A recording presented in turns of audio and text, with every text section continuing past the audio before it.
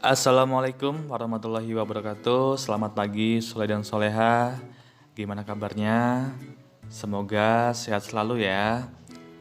Hari ini bersama Pak Priyo kita akan melanjutkan pembelajaran tematik. Kita sekarang sudah memasuki subtema 3. Ayo memimpin. Apakah kamu ingin menjadi seorang pemimpin? Kemampuan apa yang sudah kamu miliki? Apakah kemampuanmu akan bermanfaat bagi anggota? Apabila kamu ingin menjadi seorang pemimpin, kamu harus tahu siapa dirimu, apa kelebihan dan kekuranganmu. Hal ini akan bermanfaat agar kamu tahu kemampuan apa yang harus kamu kembangkan. Kamu bisa belajar tentang kebutuhan dasar seorang pemimpin dari cerita di bawah ini. Bacalah dalam hati teks berikut ini ya.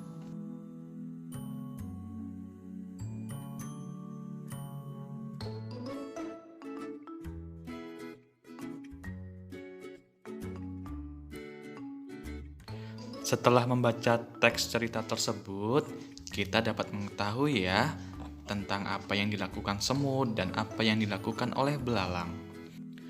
Semut melakukan kegiatan berjalan bolak-balik membawa makanan dari sumber ke sarang mereka karena mereka ingin mengumpulkan makanan untuk persediaan di musim dingin. Semut memiliki sikap yang bijaksana, mereka selalu waspada terhadap musim dingin. Sementara belalang memiliki sikap yang sombong dan malas. Semut bekerja dengan cara berbaris di bawah komando sang pemimpin. Mereka bolak-balik dari sumber makanan menuju sarangnya. Nilai yang bisa kita pelajari dari cerita di atas adalah kerja keras, gotong royong, dan kepemimpinan. Dari cerita di atas, kita bisa belajar bahwa sebaiknya kita mempersiapkan dari jauh-jauh hari untuk menghadapi masa sulit. Dan kita juga belajar bagaimana cara memimpin anggota dengan baik agar dapat mencapai tujuan bersama.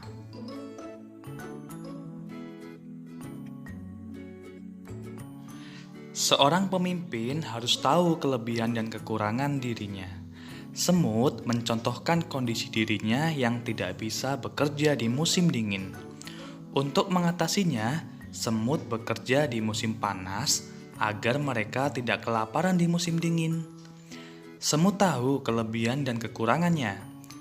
Ia tidak sombong. Nilai-nilai itulah yang harus dimiliki oleh seorang pemimpin. Apakah kamu tahu kelebihan dan kekuranganmu? Nah, di sini ada contoh nih kelebihanku, kekuranganku, dan apa yang akan aku lakukan dengan kelebihan dan kekuranganku.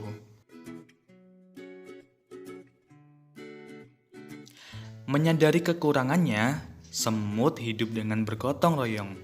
Mereka sadar bahwa tidak mungkin dapat mengumpulkan makanan tanpa bekerja sama. Salah satu bentuk kerjasama adalah gotong royong ya. Nah, di sekolahan kita ada banyak kegiatan di sekolah yang membutuhkan gotong royong. Nah, berikut ini adalah contohnya dan alasannya ya.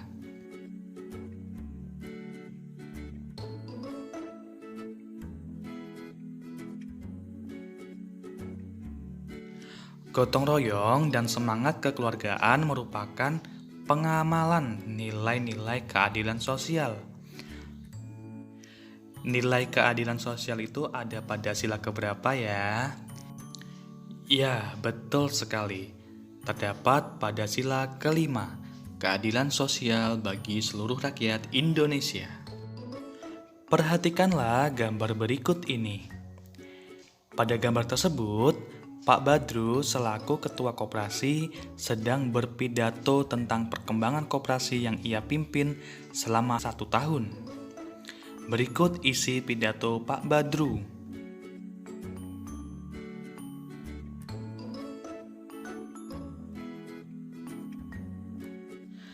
Pemimpin yang tahu kelebihan dan kekurangan dirinya adalah pemimpin yang bijaksana.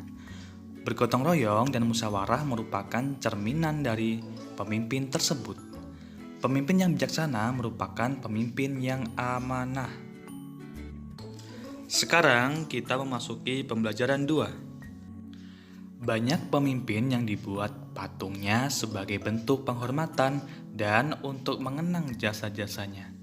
Siapa pemimpin idolamu? Adakah patungnya? Berikut ini adalah contoh patung pemimpin idola, yaitu tokoh proklamator Insinyur Soekarno dan Dr. Andes Muhammad Hatta.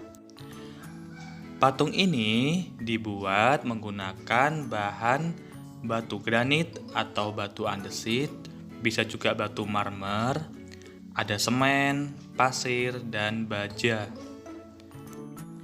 Cara pembuatannya adalah batu dari bahan granit dipahat berdasarkan bagian-bagian tertentu. Setelah jadi, setiap bagian direkatkan dengan semen. Jika ada bagian yang menggunakan besi atau baja, merekatkannya menggunakan las ya. Selain patung Insinyur Soekarno dan Hatta, ada banyak patung lainnya ya. Nah, salah satunya adalah patung Si Gale-Gale.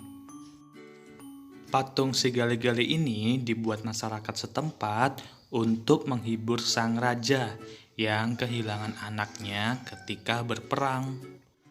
Patung Si Gale-Gale ini masih bisa kita jumpai sampai saat ini ya, yaitu di Pulau Samosir. Mungkin kamu telah sering melihat berbagai patung, baik secara langsung dari gambar atau fotonya. Ada berbagai macam patung, tergantung dari tema, bentuk, dan teknik pembuatannya.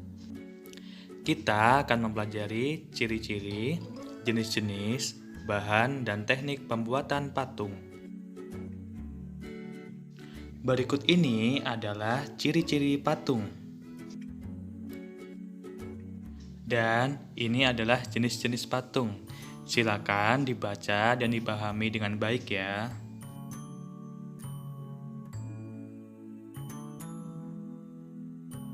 Selanjutnya, ini adalah bahan-bahan pembuatan patung. Yang keempat, ini adalah teknik pembuatan patungnya.